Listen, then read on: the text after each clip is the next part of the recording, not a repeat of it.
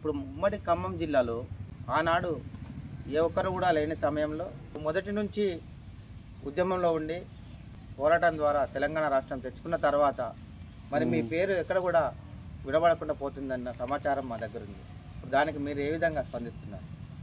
నేను టీఆర్ఎస్ పార్టీలో జాయిన్ అయిన తర్వాత హైదరాబాద్ ఉన్నప్పుడు గౌరవనీయులు తెలంగాణ రాష్ట్ర విముక్తి ప్రదాత ఆనాడు ఆంధ్ర కాంట్రాక్టర్ల సమైక్యవాదుల విషపు కోరల నుండి విముక్తి చేసినటువంటి కేసీఆర్ గారి నాయకత్వంలో పనిచేసినాను. ఎక్కువ రెగ్యులర్గా ఆ తెలంగాణ భవన్ కన్నా ముందు బాపు కొండ విశ్వేశ్వరరెడ్డిల ఆఫీసు ఉంటుండే మొదల ట్యాంక్ బండ్ దగ్గర. అక్కడ ఆ కేసీఆర్ గారితో అంటే చాలా సన్నిహితంగా కాదు కానీ ఆ రూమ్లో ఆ చర్చలు జరిగేటప్పుడు నేను అక్కడ ఉండేటని అనేక సందర్భాలలో కేసీఆర్ మాట్లాడినప్పుడు 69 ఉద్యమం ఇంటెలెక్చువల్ మూమెంట్ ఎట్లా ఫెయిల్ అయింది, అంతమంది ఎంపీలను తెలుసుకున్నది ఆ రోజు పార్టీ. అంత పెద్ద ఉద్యమం జరిగింది, 1000 మంది అమరులైనరు, పోలీస్ రికార్డులనే 469 మంది చనిపోయినరు, పిట్టల్ని కాల్చినట్టు కాల్చి పడేసినారు ఆ రోజు సమైక్యవాదులు.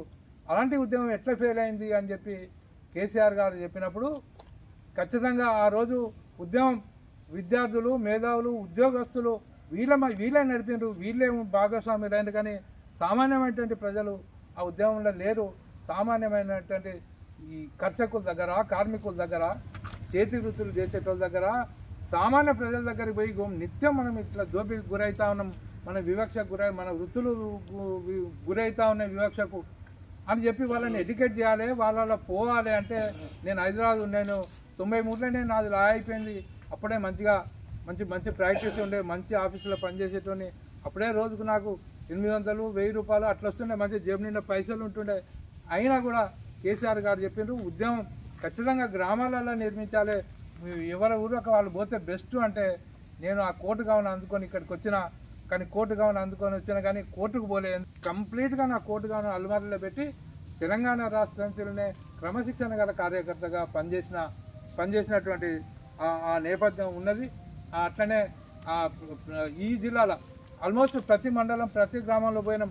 ఎక్కడ 4 దోస్తులు ఉంటే అక్కడ పోయి మాట్లాడినాం. ఎక్కడ ఒకటి చుట్టం, ఏడో దూరం చుట్టం ఉంటే ఆ చుట్టాన్ని చూసే నేపథ్యంలో ఆ సాకుతో నాడికి పోయి అన్న నేను నీకు కాకనైతేనే, అన్న నువ్వు నాకు మామవైతే లేకుంటే నాకు అల్లునివైతు అని అంత సుటరికం కలుపుకొని వాళ్ళతో మాట్లాడి తెలంగాణ ఆవశ్యకత చెప్పి మెల్లగా అట్లా తెలంగాణ గురించి మొత్తం అన్ని మండలాలలో అద్భుతంగా తెలంగాణ శ్రేణులను, సింపథైజర్లను తయారు చేసేట్లా క్రియాశీలకంగా పనిచేస్తాం.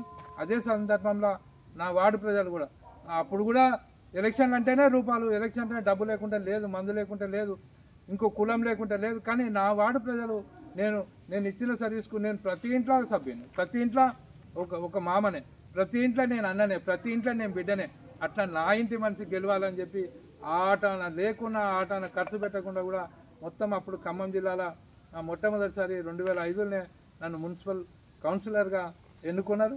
అట్లనే నేను రూపాయి ఆశించకుండా ఈరోజు కూడా ఈ అంగిలాలు తప్ప నాకు ఇంకా ఆటన లేదు, నాకు సొంత ఇల్లు లేదు, నాకు ఒక సైకిల్ మోటార్ కూడా లేదు.